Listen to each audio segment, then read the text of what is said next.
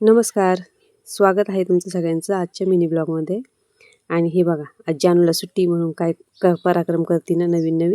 ही कुत्रे इथं झोपलेलं आहे बघा.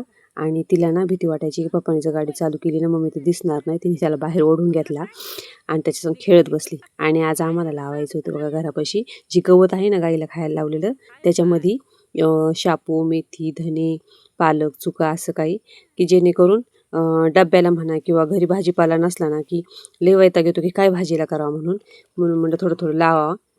आणि हे बघा, हे सगळं बी आहे बरं का. आणि हे माझं पहिलंच बी आहे घरात होतं ते शापू. आणि हे दणं जे आहे ना ते उगेल, पण मला ना भेंडीची काळजी होती की भेंडी उगणार नाही म्हणून, कारण ते बी ना खूप दिवसाचं झालं. आणि जानूची घाई होती की मम्मी मी पण लावू लागते तुला. म्हणलं हा लाव.